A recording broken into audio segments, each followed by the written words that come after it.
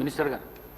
అధ్యక్ష, గౌరవ సోదరుడు బాలు నాయక్ గారు అడిగినట్టుగా ఎక్కడ వీలైతే ఎక్కడ పబ్లిక్ ఉంటారో మరి అక్కడ అన్నీ కూడా హాస్పిటల్స్ కానీ కలెక్టరేట్ కానీ మరి జిల్లాలలో మండలాల్లో ఆయా మహిళా సంఘాలను ప్రోత్సహించాలి.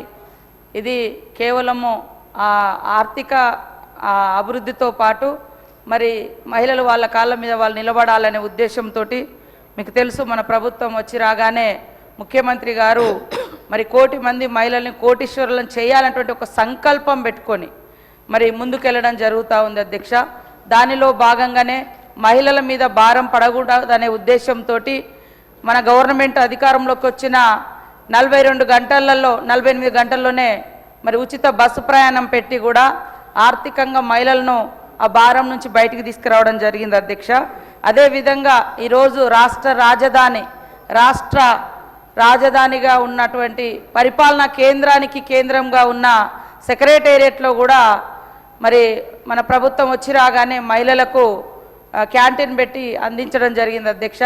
నిన్న మేము కూడా మేడారంలో మరి బొంగు చికెన్ కూడా మహిళలకే ఇవ్వడం జరిగింది అధ్యక్ష. నేను గౌరవ మా ఇన్ఛార్జ్ మంత్రి పొంగులేటి శ్రీనివాసరెడ్డి గారు కూడా ఓపెన్ చేయడం జరిగింది అధ్యక్ష. ఈ సందర్భంగా దాదాపుగా మేడారం జాతరలో ఇటు వరంగల్ నుంచి కానీ అటు చుట్టుపక్కల నుంచి కానీ వచ్చేటువంటి భక్తులకు ఎక్కడ వీలైతే అక్కడ ఫుడ్ కానీ ఇతరత్ర అవసరాలు తీర్చుకోవాల్సిన ఏమవుతున్నాయో ఈ మహిళా సంఘాలకే దాదాపుగా 500 షాప్స్కు గవర్నమెంట్ నుంచి బ్యాంక్ లింకేజ్ ద్వారా వాళ్లకు ఫైనాన్షియల్గా సపోర్ట్ చేస్తూ ఇట్లాంటివన్నీ పెట్టిస్తున్నాం అధ్యక్ష. ఖచ్చితంగా మరి అన్నట్టుగా ఇంకా సంఘాలను కూడా మహిళా సంఘాలను గతంలో మనం 60 ఏళ్ళు దాటితే మహిళా సంఘాలలో వాళ్లకు సభ్యత్వం అవకాశం లేకుంటుండే మన ముఖ్యమంత్రి రేవంత్ రెడ్డి గారి ఆలోచన మేరకు 60 సంవత్సరాలు దాటినటువంటి మా అమ్మలను కూడా సంఘాలలో తీసుకొని వాళ్లకు ఒక ఆర్థిక భరోసానే కాకుండా సామాజిక సామూహిక ఒక కుటుంబ రిలేషన్ కూడా మహిళా సంఘాలలో ఉండడం ద్వారా ఏర్పడుతుందనే ఉద్దేశంతో 60 ఏళ్ళు దాటినటువంటి వాళ్ళను కూడా మహిళా సంఘంలో తీర్చుకుంటున్నాం. అదేవిధంగా వృద్ధ సంఘాలను కూడా ఏర్పాటు చేసి మన యొక్క మరి ఎస్హెచ్జి గ్రూపుల ద్వారా మరి అదేవిధంగా ప్రభుత్వం ద్వారా వారికి అన్ని రకాలుగా అండగా ఉంటున్నాం అధ్యక్ష. అంతకుముందు 18 సంవత్సరాలు దాటితే ఉండే ఇప్పుడు 15 సంవత్సరాలు దాటినటువంటి బాలికలను కూడా సంఘాలలో ఆహ్వానిస్తున్నాం అధ్యక్ష. అదేవిధంగా దివ్యాంగులకు కూడా స్పెషల్గా సంఘాలు ఏర్పాటు చేసి వాళ్లకు ఆర్థిక భరోసా మరి ఆర్థిక స్వావలంబన ఇవన్నీ కూడా కల్పిస్తున్నాం అధ్యక్ష.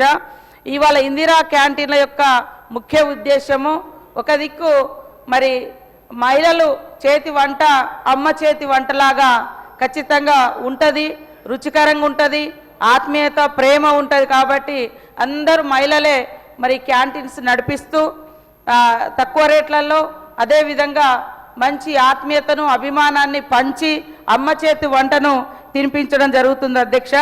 అదే కాకుండా ఇందిరా మహిళా శక్తి సంఘాలకు దాదాపు ఇప్పటికీ 20 రకాల బిజినెస్లను డివైడ్ చేసి ఆ 20 రకాల బిజినెస్లకి మహిళల్ని తీసుకురావడం జరుగుతుంది అధ్యక్ష.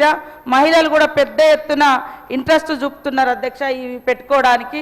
కాబట్టి తప్పకుండా ఎక్కడెక్కడైతే అవకాశం ఉందో అక్కడ ఏర్పాటు చేయాలని మా సిఓ దివ్యా దేవరాజన్ గారి ద్వారా మరి కలెక్టర్లందరికీ డిఆర్డిఓస్ అందరికీ కూడా ఆదేశాలు అందిస్తాం అధ్యక్ష.